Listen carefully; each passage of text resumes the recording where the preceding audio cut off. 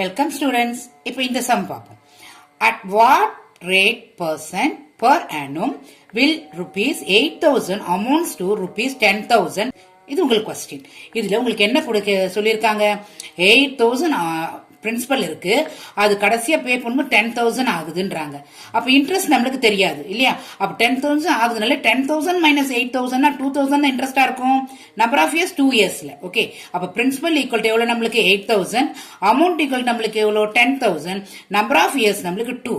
So SI எப்படி கண்டுபிடிக்கணும்? 10,000 minus 8,000 போட்டீங்கன்னா உங்களுக்கு 2,000 வரும். இதுதான் உங்களுக்கு சிம்பிள் இன்ட்ரெஸ்ட். இப்போ SI equal to PNR by 100. என்ன கண்டுபிடிக்க போறோம்? நம்ம இப்போ ஆர் கண்டுபிடிக்க போறோம். ஏன்னா ரேட் ஆஃப் இன்ட்ரெஸ்ட் என்னன்னு தான் கேக்குறாங்க அவங்க. Rate per percentage. Okay, so 2000 எஸ்ஐக்கு 2000 போட்டுக்கோங்க, ஈக்குவல் டு பிக்கு 8,000, எண்ணுக்கு 2, தென் ஆர் கண்டுபிடிக்கணும் இல்லையா? அப்படியே போட்டுக்கோங்க. கே 100 போடுங்க, கேன்சல் பண்ண ஆர் அப்படி வச்சுக்கோங்க, இந்த பக்கம் கொண்டு வந்துருங்க. ஓகே, கொண்டு வந்துட்டு இப்போ கேன்சல் பண்ணுங்க. உங்களுக்கு 25/2 வரும்.